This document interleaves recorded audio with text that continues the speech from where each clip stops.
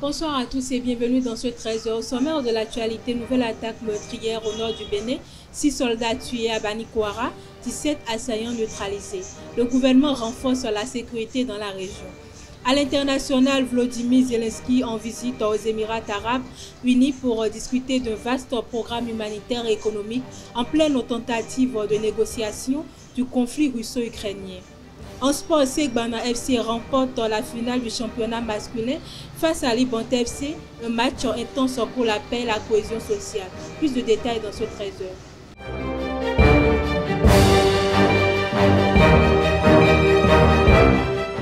Comme je l'ai annoncé tout à l'heure dans le sommaire, le nord du Bénin a de nouveau été frappé par la violence. Ce samedi 15 février, une attaque survenue au point contact de Banikwara a coûté la vie à plusieurs soldats béninois. Selon l'armée, le bilan fait état de 6 morts et 17 assaillants neutralisés.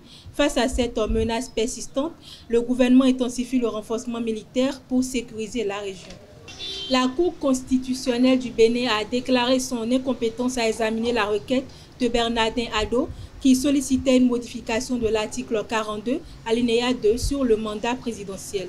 Lors de sa plénière le 13 février 2025, la Cour a rappelé que l'initiative de révision appartient exclusivement au président de la République et aux membres de l'Assemblée nationale, conformément à l'article 154 de la Constitution. En conséquence, la haute juridiction a rejeté la demande soulignant le principe de non-émission, autant pour moi, entre les organes constitutionnels. L'Agence nationale d'identification des personnes ANIP a lancé vendredi 14 février à Cotonou de nouvelles plateformes digitales et un numéro vert 7054 pour améliorer l'expérience des usagers. Parmi les innovations, la plateforme e-service.anip.bj, un chatbot disponible 24 heures sur 24 et un système antifraude. Le directeur général Aristide Adjinan Kounyanwi ambitionne de faire du Bénin un modèle africain de l'identification d'ici 2028 avec une identité électronique pour tous, garantissant un accès simplifié aux services spécifiques.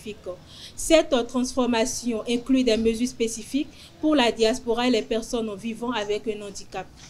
À l'international, le président ukrainien Volodymyr Zelensky a annoncé dimanche 16 février être arrivé aux Émirats arabes unis pour une visite incluant la discussion d'un grand programme humanitaire alors qu'une rencontre est attendue entre Donald Trump et Vladimir Poutine dans la région.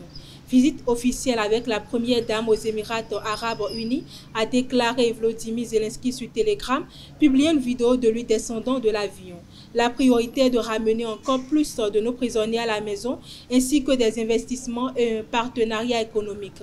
Un vaste programme humanitaire, a-t-il ajouté. La Russie a affirmé ce lundi avoir battu dans la nuit 90 drones ukrainiens, dont près d'une quarantaine au-dessus de la mer d'Azov, ainsi qu'un missile de croisière anti-navire Neptune, sans faire état de victimes. Au cours de la nuit dernière, les systèmes de défense anti-aériens ont intercepté et détruit 90 drones ukrainiens, a indiqué le ministère russe de la Défense sur Telegram, au moment où les présidents américains et russes, Donald Trump et Vladimir Poutine, disent vouloir négocier au plus vite un règlement de conflit.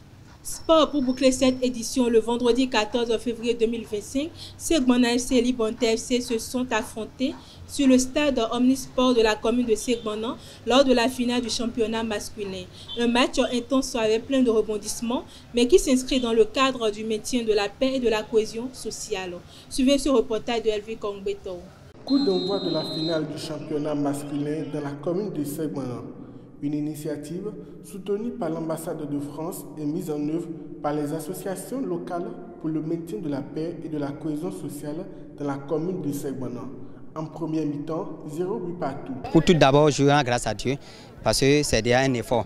Et en toute chose, c'est la première partie qui est difficile. Et je suis sûr par la grâce de Dieu, tous les erreurs, les petites erreurs, on va essayer de corriger et on va prospérer. Et avec un peu de dynamisme et de concentration, il suffit seulement de mettre le paquet, on va prendre la victoire. On veut que nos joueurs aillent, c'est-à-dire jouent plus que le premier parti. Sinon, c'est comme si ils n'arrivent pas à mettre la pression. Donc on va tout faire pour que ça marche en deuxième partie. Du retour des vestiaires, c'est la formation des segments qui fait la différence en marquant l'unique but de la partie qui les consacre champions du tournoi. Satisfaction pour le chef projet pour qui les objectifs sont atteints. Nous pouvons dire que ce projet a contribué effectivement à la cohésion sociale puisque toutes les couches de la population se sont retrouvées dans ce projet, que ce soit les femmes, que ce soit les hommes, que ce soit les jeunes.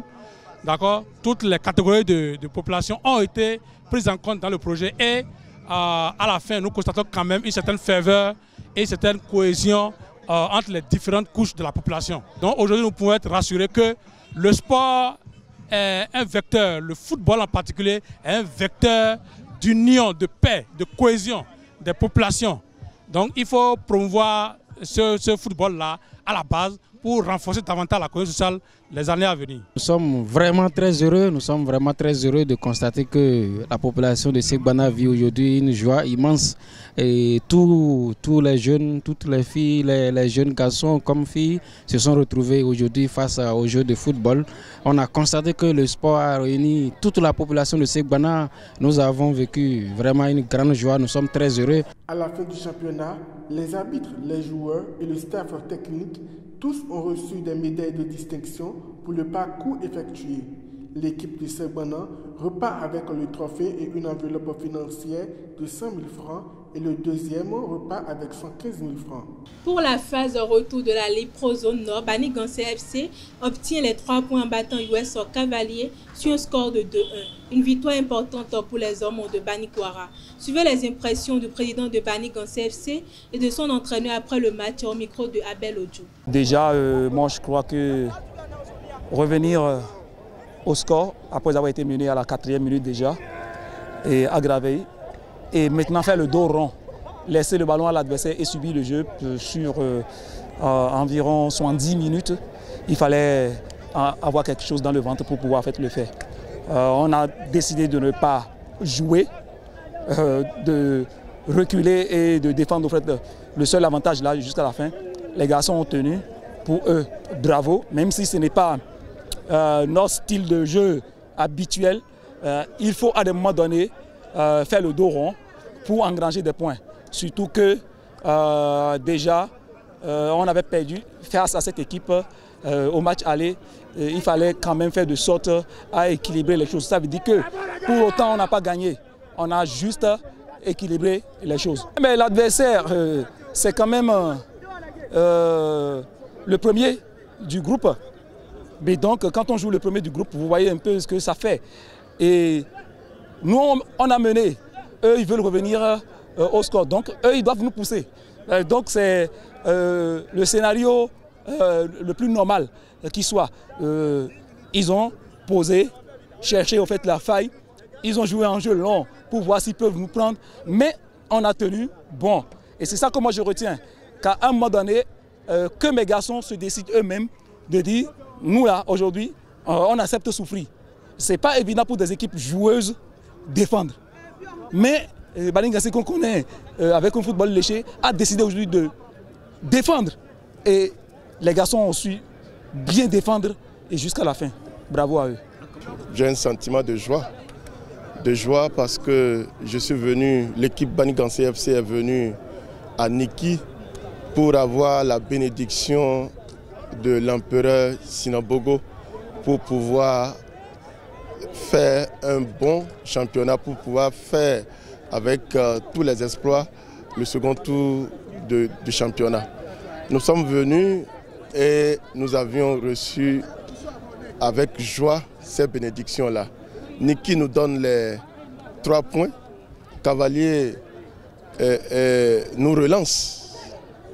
Ça a été un très beau match, un match qui nous relance avec bénédiction. Parce que entre Bani Kouara et Niki, tout le monde sait que c'est de Niki qu'a quitté Bani Gansé pour fonder le Nantem qui est devenu également aujourd'hui Bani Kouara. Donc c'est avec joie que nous rentrons de Niki. Et cela nous rehausse, cela nous permet de travailler davantage pour remonter dans le classement.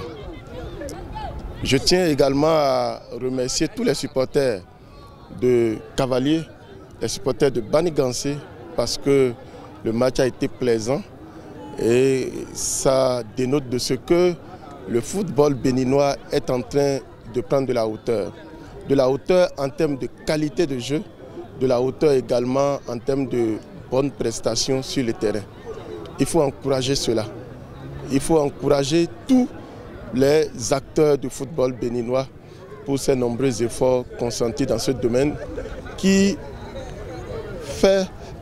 donnent de la visibilité à l'image de notre pays, à l'image de nos différentes communes. C'est tout pour ce 13h. Merci de m'avoir suivi. À très bientôt.